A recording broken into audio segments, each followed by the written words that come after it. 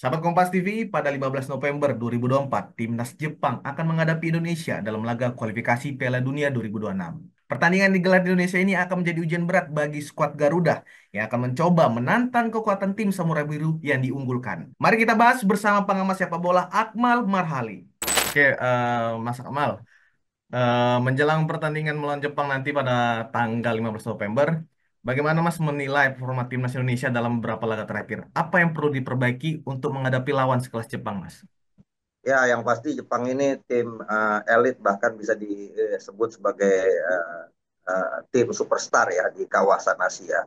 Dari sisi pemainnya, walaupun striker mereka Ueda tidak bisa ikut, tapi Jepang dengan materi pemain yang rata-rata main di Eropa ini merupakan tim yang bisa dibilang raksaksanya Asia ya, dengan hanya 4 pemain mereka yang main di liga lokal. Sejatinya kalau mau dihitung-hitung dengan Indonesia saat ini ya, Hmm. bukan 10 tahun yang lalu, ya harusnya Indonesia punya kepercayaan diri melawan Jepang dengan menghadirkan pemain-pemain diaspora yang cukup banyak. Sekarang total sudah sekitar 15 pemain diaspora yang hadir, dan rata-rata mereka main di Eropa. Ini menggambarkan bahwa harusnya Indonesia punya kepercayaan diri tinggi melawan Jepang saat ini, karena walaupun secara peringkat FIFA kita berbeda jauh, mereka 15, kita 130, kemudian juga dari sisi rekor pertemuan kita kalah, dari 16 laga mereka 9 kali menang, kemudian 2 kali imbang, dan kita hanya mampu 5 kali menang. Tapi kemenangan kita itu kan adanya di era tahun 1950-an sampai terakhir 1982. Selebihnya kita tidak pernah bisa menang melawan Jepang, dan terakhir kita kalah 1-3 di Piala Asia. Tapi ketika kita kalah itu kan materi pemain kita belum semewah sekarang. Hmm. Kalau kita lihat market value pemain kita saat ini sudah mencapai tembus setengah triliun, itu menggambarkan bahwa kekuatan kita saat ini ya tidak main-main. Nah, apa yang harus dibenahi oleh Sintayong? Yang pertama, Sintayong tidak boleh bereksperimen lagi dengan laga ini, karena ini adalah laga yang sangat menentukan buat Indonesia main di kandang sendiri. Yang kedua, yang menjadi problem utama adalah sejatinya adalah lini depan ya. Bagaimana lini depan kita belum begitu tajam dan belum mampu melakukan penyelesaian akhir dengan baik, dengan gaya main Sintayong yang menggunakan strategi kompleks defense counter attack. Ini kan membutuhkan striker dengan naluri gol yang sangat tinggi, dan ini yang menjadi sisi lemah kita. Tadi ada harapan kita punya tambahan lagi diaspora pemain striker, tapi belum belum datang. Yang datang sekarang di lini belakang.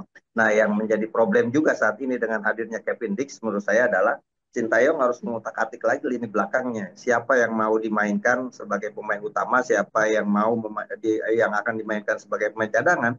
Harapannya semuanya satu visi gitu kan. Siapapun yang jadi pemain utama atau cadangan, tidak ada istilahnya, tidak ada huru hara di ruang ganti atau di ruang meeting untuk siapa yang akan dimainkan, karena diaspora hadir sejatinya mereka pastinya maunya menjadi pemain inti, bukan pemain cadangan. Nah, ini yang kemungkinan akan muncul hal-hal seperti misalnya kasus Elkan Bagot gitu kan, Hmm. ketika dia yakin menjadi pemain inti tapi kemudian digeser, akhirnya ada kekecewaan dan sebagainya. Mungkin emosi-emosi atau sisi-sisi non teknis ini yang kemudian harus diyakinkan Sintayong dengan hadirnya tambahan-tambahan terus pemain-pemain diaspora. Mas, Miss Hilger kan dikabarkan cedera.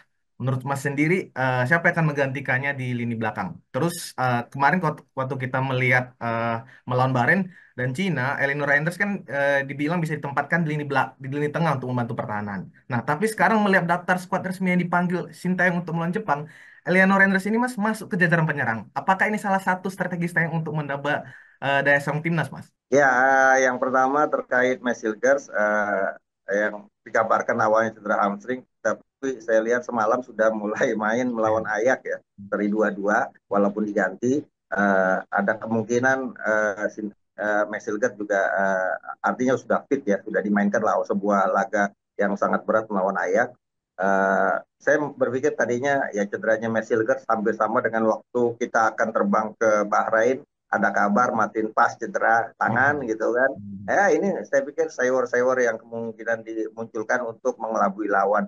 Tapi memang kalau kemudian Mesilger cedera, saya pikir kalau lini belakang kita tidak ada persoalan ya. Kenapa? Karena di sana menumpuk pemain-pemain yang punya kualitas bagus, apalagi kemungkinan besar saya meyakini Kevin Dix juga sudah akan masuk line up di lawan Jepang gitu. Karena kalau kemudian Mesilger cedera, Kevin Dix bisa dimainkan, ada Jay Inces di sana, ada Justin Hubner juga yang bisa dimainkan, ada Rizky Ridho. Saya pikir di lini belakang untuk tiga back tengah kita tidak akan punya masalah besar karena banyak pemain yang bisa menggantikan, ada Jordi Amat juga di sana gitu.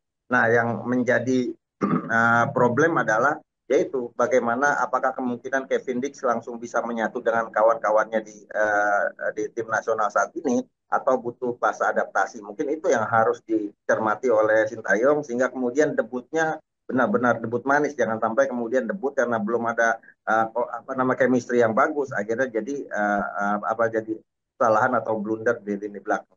Menurut saya lini belakang kita saat ini adalah lini belakang terkuat, apalagi Kevin Dix misalnya bisa main di berbagai posisi ya, pemain versatile ya, bisa di back tengah, back kanan, kemudian back kiri, kemudian juga bisa dijadikan gelandang bertahan. Kalau saya ingat Kevin Dix ini adalah pemain yang empat pemain pertama yang diinginkan Sintayong ya, bersama dengan waktu itu Mesilder, Jordi Amat dan juga Sen Patinama. Akhirnya sekarang berkumpul empat pemain yang diinginkan pertama ketika akan dijadikan warga negara Indonesia. Nah, terkait apakah Kevin Dix ini akan jadi pemain utama atau akan menjadi pemain cadangan, pemain pengganti, ini amat sangat tergantung dengan situasi dan kondisi nanti di A-1 misalnya. Apakah Mesilgers benar-benar sudah pulih dari hamstring? Kalau belum, mungkin akan digantikan posisinya, tapi penggantinya sangat banyak dan tidak perlu khawatir. Kalau saya melihat bahwa kan lini belakang kita bisa dibilang yang terbaik, masih ada Rizky Ridho juga di sana kan.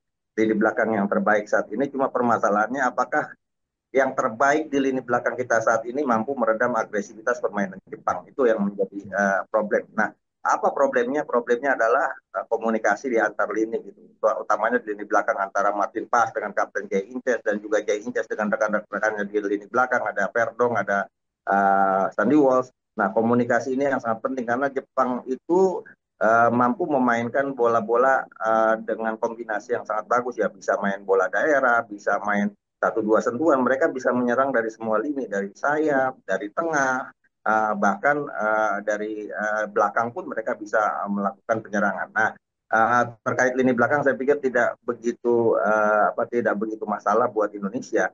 Nah, ini mungkin karena penuhnya lini belakang akhirnya Eliano Ranger didorong menjadi wingers gitu kan. Karena memang kebutuhan wingers kita cukup pelik ya, cukup problem. Kemarin misalnya Witan dimainkan sebagai winger, kemudian Marcelino Ferdinand dimainkan sebagai winger, efektivitasnya belum begitu besar. Kita harapkan sekarang ada juga Yance Sayuri, Yakob Sayuri, dan juga Eliano Rezer ya untuk posisi sayap. Saya pikir ini akan menjadi apa ya, banyaknya pemain-pemain sayap yang dibawa oleh Sintayong menggambarkan bahwa Sintayong ingin agar para semua lini kita gitu kan, utamanya lini belakang dan lini sayap bisa melakukan counter attack dengan baik. Karena sejauh ini ketika Sintayong berhadapan dengan tim yang levelnya di atas, maka dia akan bermain dengan pola yang sangat bertahan ya, 5-4-1 biasanya seperti itu. Nah, itulah kemungkinan kalau kemudian limanya dikomposisikan sebagai pemain yang bertahan, maka empatnya salah satunya adalah wingers di sini, baik itu Eliano Reiser atau Yakob Sayuri atau Witan Sulaiman atau Marcelino Ferdinand. Sementara di sebelah kiri misalnya ada Orat Mangun, harus bermain lebih agresif ketika kemudian melakukan counter attack, transisi counter attack. Mungkin itu yang kemudian diharapkan oleh Sintayong. Dengan saya melihat gaya-gaya mainnya ya mirip-mirip gaya-gaya pemain Korea Selatan, tim nasional kita saat ini, bertahan kemudian serangan balik. Kalau Korea Selatan kan punya Seong-min yang begitu efektif dan begitu cepat gitu kan dengan naluri gol yang tinggi. Nah, ini problem kita, strategi Sintayong belum efektif, belum sempurna bisa dilakukan karena kita belum punya striker yang benar-benar punya insting gol tinggi. Oke Mas, kan bisa dibilang Jepang ini kan memiliki filosofi permainan yang rapi lah Mas ya, terorganisir gitu kan. Betul. Nah, dalam hal strategi ini, apakah Indonesia lebih baik menggunakan pendekatan bertahan, atau mengandalkan serangan balik, atau mencoba bermain lebih dominan dan mengambil inisiatif dalam penguasaan bola? Karena kan bisa dibilang ini poin, kita harus dapat poin di kandang sendiri gitu Mas. Ya. Nah, kalau saya lihat agak sulit ya kalau kita kemudian bermain agresif seperti ketika melawan Cina. karena Jepang ini pressingnya sangat kuat sekali gitu kan. Kalau kita lihat misalnya di Piala Asia, bagaimana semua celah tidak diberikan kepada Indonesia untuk apa namanya untuk berinisiasi melakukan serangan. Ini menggambarkan bahwa kekuatan Jepang apa namanya bukan kaleng-kaleng gitu kan. Mereka bisa bermain dengan high pressing, bisa bermain dengan zona marking, bisa bermain dengan man to man marking. Artinya kalau dari sisi permainan ya harus kita akui secara objektif Jepang itu sangat luar biasa gitu. Bahkan kalau kita lihat misalnya di Piala Dunia kemarin 2022 bagaimana Spanyol dikalahkan, Jerman dikalahkan, bahkan kalau kita lihat agresivitas mereka sejauh ini di babak kualifikasi, total mereka sudah mencetak 39 gol dan hanya kebobolan satu gol ya. Satu gol yang kemudian itu pun dilakukan bukan oleh pemain lawan tapi pemain sendiri lewat bunuh diri. Ini menggambarkan bahwa betapa tajamnya Jepang di kualifikasi ini dan pastinya mereka juga membawa misi besar karena mereka gagal menang ketika menjamu Australia 0-0 1-1 maksud saya ini juga akan dilampiaskan di Stadion Utama Gelora Bung Karno Senayan. Bagaimanapun Jepang ingin memastikan segera bahwa mereka adalah tim pertama yang lolos ke putaran final Piala Dunia 2026. Nah, ini yang mungkin harus diantisipasi oleh Sintayong. Bagaimana Jepang datang dengan motivasi besar menebus kegagalan mereka meraih poin sempurna ketika menjamu Australia. Kalau bisa dibilang kita kan dalam menghadapi Jepang, kita kan perlu lini tengah nih Mas, Betul. yang solid nih kan. Menurut Mas, yang cocok untuk mengontrol tempo permainan, yang yang menjadi kunci di lini tengah untuk menghadapi Jepang lah dalam tekanan itu siapa Mas? Kira-kira Mas?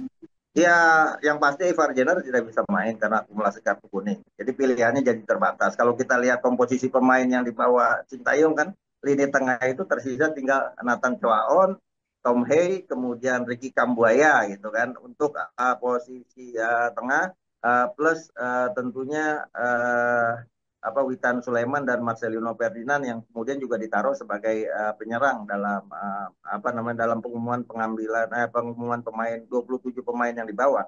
Artinya lini tengah kita sangat terbatas. Ya kita berharap semoga kalau saya diminta memilih ya pilihannya adalah Nathan Choaon dengan Tom Hey. Yang pertama Nathan Choaon juga sangat kuat dalam bertahan. Kemudian Tom Hey kita tahu bahwa dia punya kemampuan untuk mengendalikan permainan ketika kita misalnya melawan China kemarin, bagaimana kita agak kesulitan di tengah ketika Tom Hey misalnya tidak dimainkan sebagai pemain utama gitu kan. Jadi peran Tom Hey ini sangat penting menurut saya untuk membuat bola ini mengalir atau distribusi permainan menjadi lancar. Karena sejauh ini ya bisa dibilang pemimpin di lini tengah sejauh ini adalah ya Tom Hey. Jadi mungkin kombinasi Tom Hay Nathan Choaon atau mungkin bisa jadi Sintayong mendorong Justin Hubner bertandem juga dengan Tom Hay atau bahkan untuk memberikan warna baru Kevin Lee ditaruh sebagai gelandang bertahan. Boleh. Itu kemungkinan yang bisa terjadi gitu. Tapi kalau saya berharap dengan hadirnya Jepang saat ini, saya justru punya harapan 11 pemain yang diturunkan melawan Jepang ini adalah pemain diaspora semua. Kita harus melihat bahwa bagaimana kemudian Australia bisa menahan Jepang gitu. Australia dengan Indonesia nih kalau dari sisi materi pemain hampir mirip, sama-sama pemain yang main di Eropa semua kan gitu.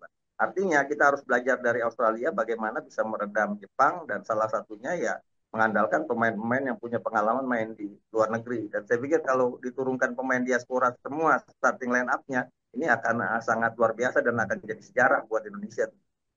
Oke ya benar Mas, sejarah nih Mas. Terus Mas, Hmm. secara taktikal, apa yang menurut Mas yang bisa dimanfaatkan Indonesia untuk mengeksploitasi kelemahan Jepang nih Mas? Yang pertama kita harus main dengan gaya kita. Gitu. Jangan sampai kemudian kita bermain mengikuti atau terbawa irama permainan Jepang. Kemudian yang kedua ya yang paling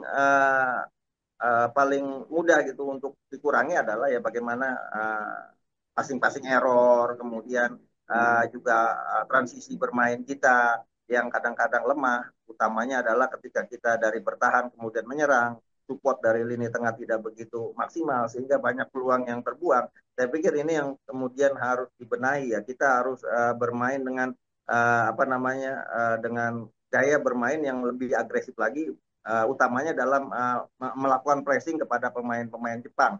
Nah, permasalahannya apakah kita bisa melakukan itu dengan materi pemain yang ada saat ini. Nah, itu yang menjadi problem. Yang kedua adalah ya bagaimana menutup permainan Jepang untuk tidak bermain bola-bola daerah. Karena kalau dari sisi postur tubuh kan Jepang itu tidak lebih tinggi dari pemain-pemain kita saat ini. Seperti halnya kemarin Jepang bertemu dengan Australia, mereka kalah dari sisi postur tubuh. Mungkin itu bisa dimaksimalkan.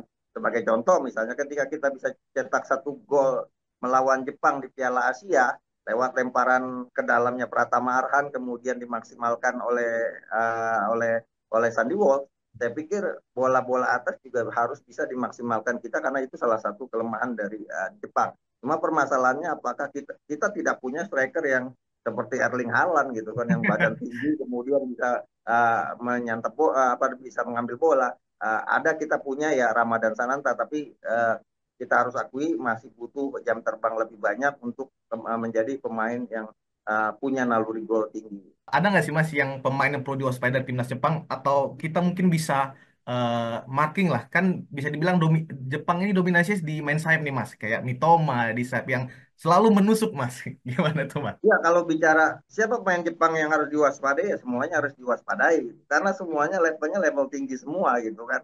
Oh, Mitoma, kemudian apa namanya Kubo di sana ada Minamino, lini belakang juga ini bahkan striker mereka yang dari net ini kan akan menjadi menarik nih si aduh siapa namanya saya lupa uh, dia akan berhadapan dengan sesama pemain Leipzig kan bersama Kevin Perdong sebagai penyerang. Nah, ini akan menjadi pertemuan yang sangat menarik dan ini akan menjadi PR tentunya buat Verdong bagaimana bisa mengawal apa namanya Sako ini untuk bisa untuk diredam agresivitasnya.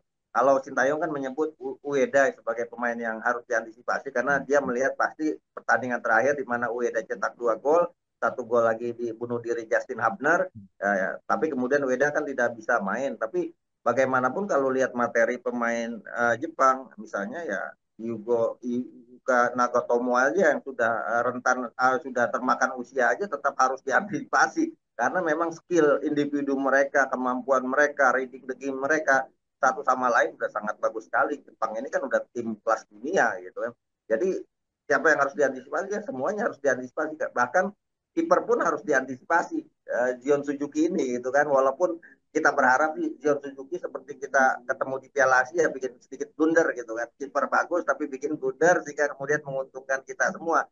Namun yang harus dilakukan menurut saya adalah berani tidak kita melakukan permainan pressing di 15 menit awal gitu kan sehingga kemudian kita menambah kepercayaan diri kita ketika kita melakukan itu semua. Tapi kalau kemudian permainan dari menit awal sudah dikendalikan oleh Jepang akan sangat sulit saya pikir karena pemain pasti akan lebih keletihan karena bertahan itu lebih membutuhkan tenaga 2 kali lipat dibanding bermain menyerang. Dan karena apa? Karena selain membutuhkan fisik juga membutuhkan konsentrasi dan pikiran dan itulah yang kemudian membuat berat kalau kemudian kita bermain bertahan.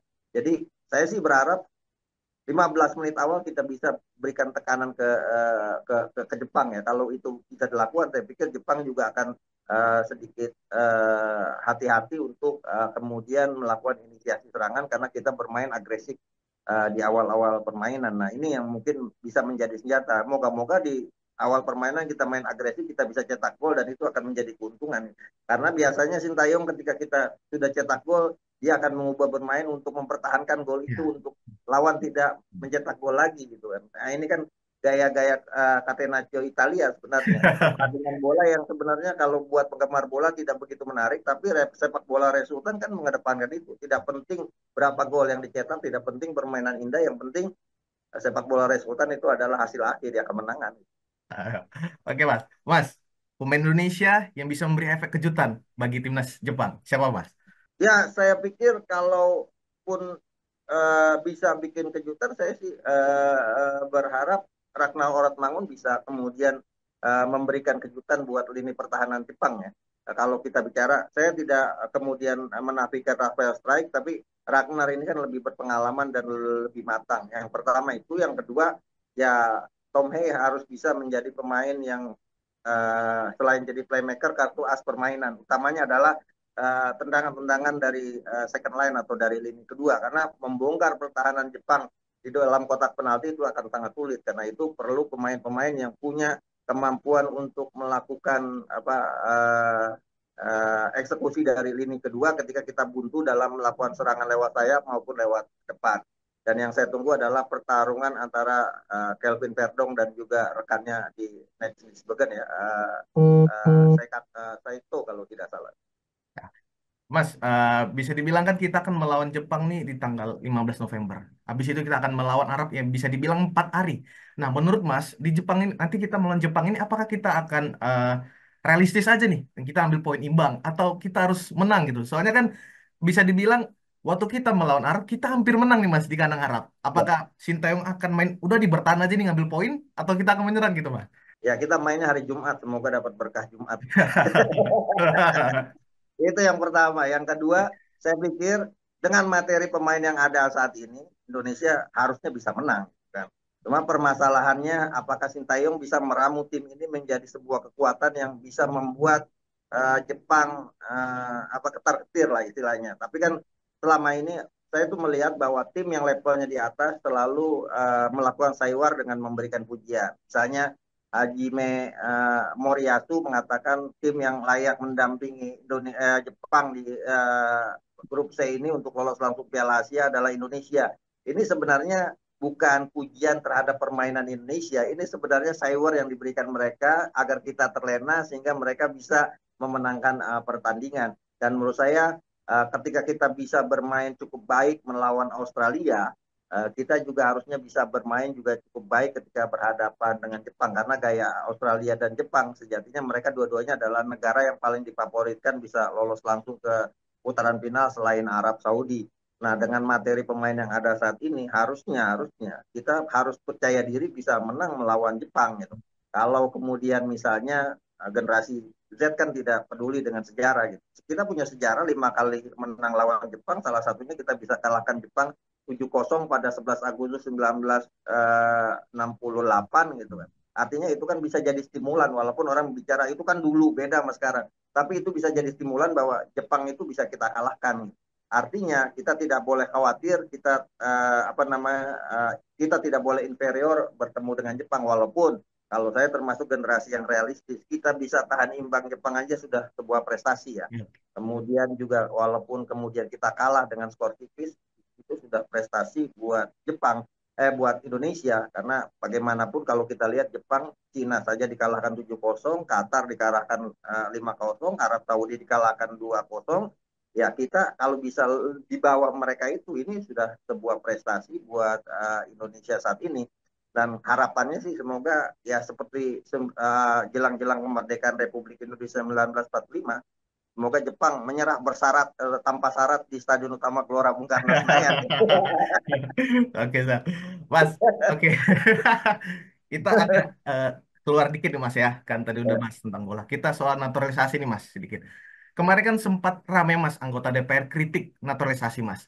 Bahkan pihak tersebut bertanya kapan nih bisa selesai pihak naturalisasi. Nah, menurut Mas sebagai pengamat bola bagaimana menyikapi hal ini Mas?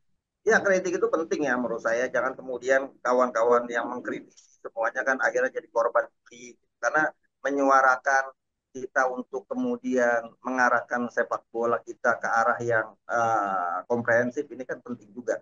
Menurut saya apa yang melakukan kritik oleh anggota dewan ini harus kita ambil pelajaran. Yang pertama adalah sampai kapan. Artinya apa? Jangan kita kemudian fokus terus soal melakukan proses kewarganegaraan terhadap pemain-pemain keturunan, tapi kita melupakan pembinaan.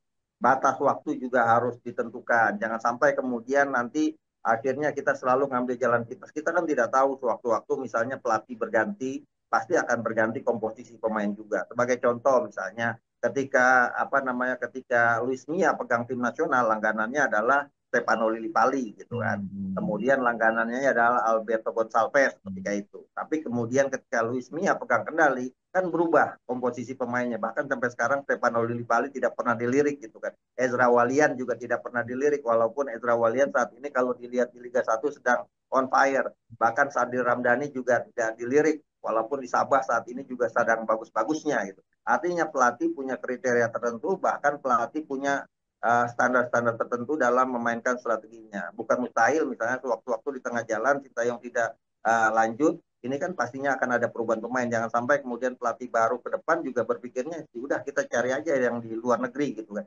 Tanpa kemudian kita memperhatikan bagaimana membangun fondasi sepak bola kita di Indonesia, utamanya dalam hal pembinaan. Karena sudah terlanjur nyaman dengan cara-cara yang kita lakukan saat ini, itu akan sehingga kita kemudian melupakan pembinaan. Saya pikir aspek ini yang paling diharapkan ya, bukan cuma oleh anggota dewan tapi juga oleh stakeholder sepak bola Indonesia. Bagaimanapun pembinaan di usia muda kita ini harus berjalan simultan dari Sabang sampai Merauke, sehingga kita bukan lagi mencari pemain di luar yang punya darah Indonesia, tapi kita mencetak pemain handal untuk menjadi generasi yang sekarang ada saat ini, pemain-pemain diaspora. Itu yang pertama. Yang kedua, mungkin harus segera dipikirkan oleh negara kita untuk mengakomodasi atau memfasilitasi para diaspora ini agar kemudian bisa dengan bisa langsung bergabung dengan Indonesia. Artinya apa? Undang-Undang nomor 12 tahun 2006 tentang status keluarga negaraan harus diubah. Kalau selama ini kita mengenal satu keluarga negaraan tunggal, bagaimana negara bisa mengubah undang-undang kita menjadi dui keluarga negaraan, sehingga nanti Komisi 10 tidak tugasnya setiap bulan rapat terus untuk mengesahkan atau menyetujui hadirnya pemain-pemain keturunan untuk disumpah menjadi warga negara Indonesia gitu. Jangan sampai nanti 5 tahun ke depan anggota Komisi 10, Komisi berapa 13 yang membawa ini semua. Kegiatannya setiap bulan ya rapat dengar pendapat untuk menyetujui pemain-pemain diaspora. Kalau kemudian seperti itu, alangkah baiknya undang-undang kita diubah saja. Kan katanya diaspora ini tidak hanya untuk kepentingan sepak bola, olahraga lain juga mau dirangkul juga.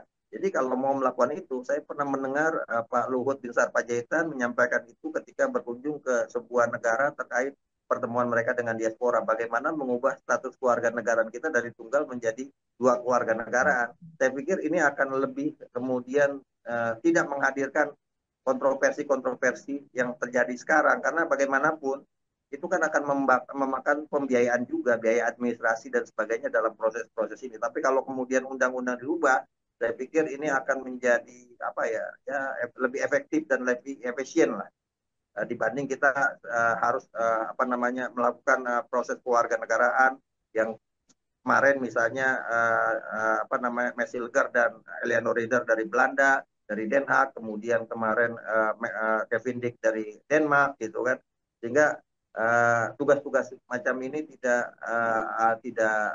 memakan waktu, ya ubah saja undang-undang kita sehingga kita mengenal dua keluarga negara. Saya pikir dengan cara itu akan lebih efektif dan akan lebih mudah lagi dibanding cara-cara yang kita lakukan saat ini.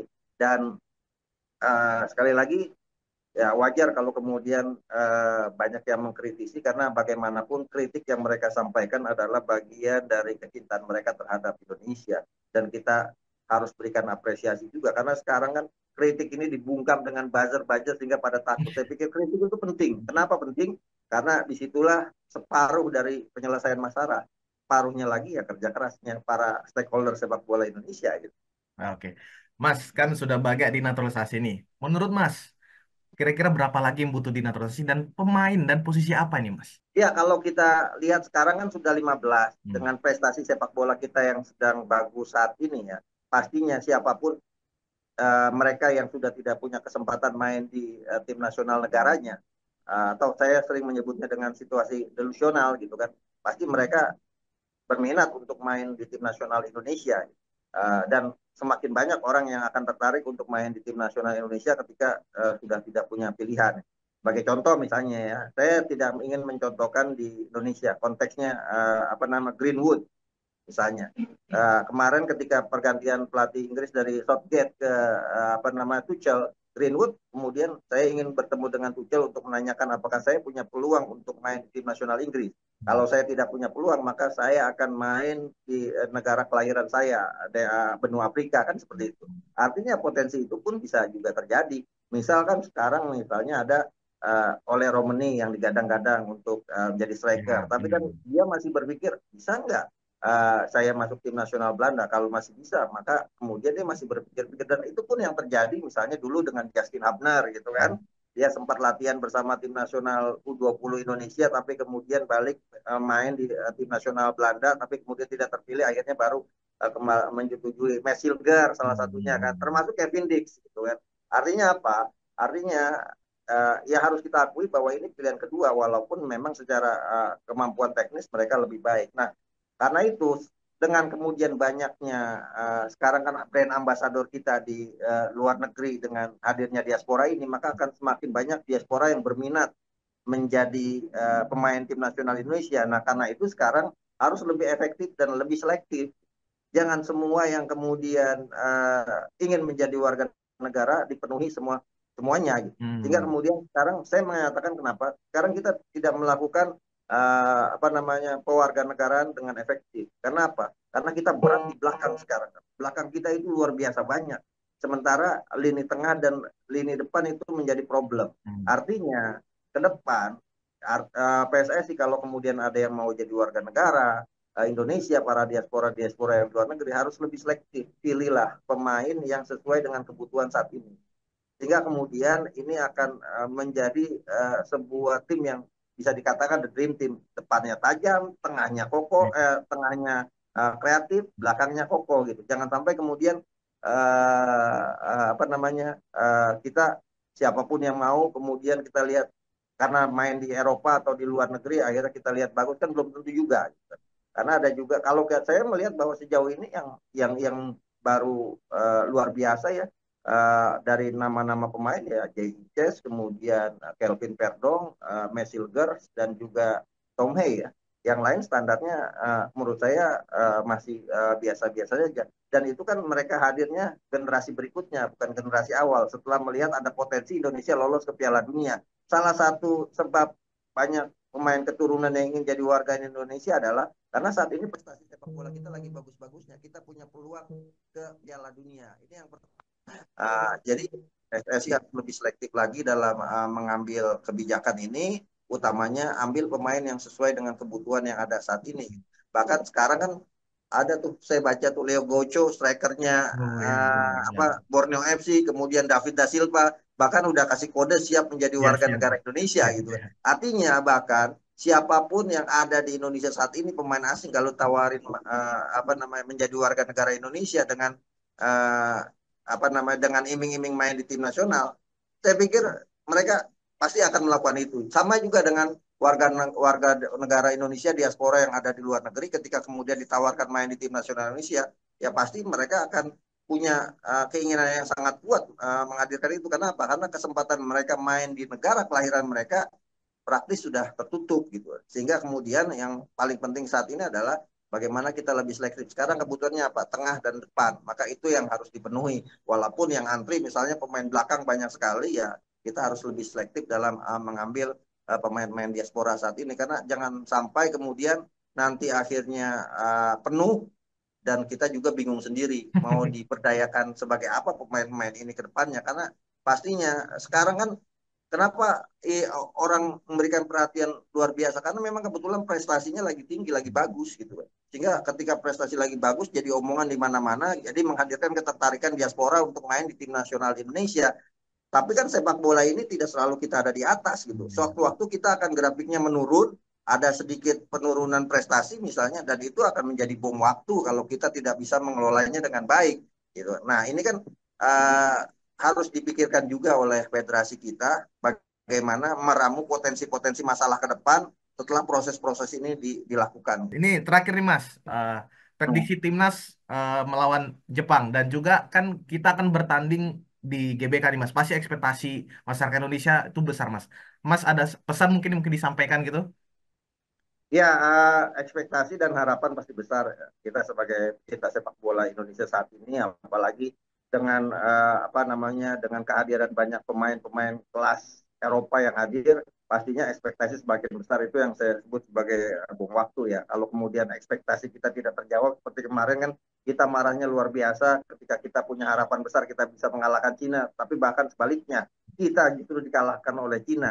Kita tidak berpikir bahwa kita bisa tahan Arab Saudi, Australia dan juga Bahrain, ternyata kita bisa melakukan itu semua.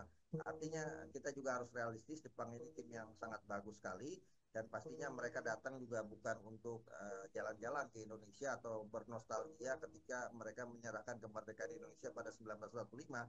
Jepang datang ke Indonesia saat ini untuk merebut secepatnya tiket ya 2026. Artinya mereka hadir dengan ambisi besar untuk meraih kemenangan dan ini saya pikir yang harus diantisipasi oleh tim nasional kita. Kalau saya sih lebih realistis berpikir ya, Jepang dengan peringkat yang ada saat ini, saya katakan bahwa saya tidak pernah berpikir tidak walaupun ada ya peluang menang itu ada gitu kan. Tapi saya realistis, saya ingin mengatakan bahwa kalaupun kita bisa tahan imbang Jepang saat ini adalah hasil yang sangat luar biasa dan patut kita berikan apresiasi buat pemain tim nasional kita.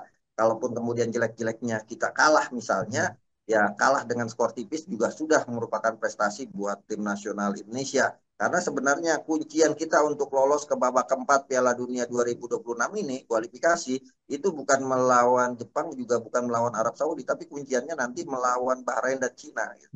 Untuk kita Hmm. bisa lolos posisi 3-4. Jadi sebenarnya nikmati saja para permainan ini melawan Jepang, tim yang sangat luar biasa bahkan bisa dibilang raja Asia saat ini, Nippon pemimpin Asia, Nippon cahaya Asia kan gitu. Saya pikir kita harus percaya diri, kita bisa melawan Jepang, lawan dengan sebaik-baiknya, kalaupun kalah, kalah dengan sehormat-hormatnya, tapi yang pasti Indonesia harus tetap bisa tampil maksimal melawan Jepang di hari Jumat nanti. Laga antara Jepang dan Indonesia pada 15 November 2024 akan menjadi penentu penting dalam persaingan di kualifikasi Piala Dunia 2026. Meskipun Jepang lebih diunggulkan, Indonesia memiliki peluang untuk mengejutkan jika mampu mengoptimalkan strategi dan kuota tim. Akankah Garuda mampu meraih hasil positif atau Jepang kembali menunjukkan dominasi di kancah Asia? Kita tunggu bersama hasilnya. Sahabat Kompas TV, saya Pompei Sulingga, pamit undur diri.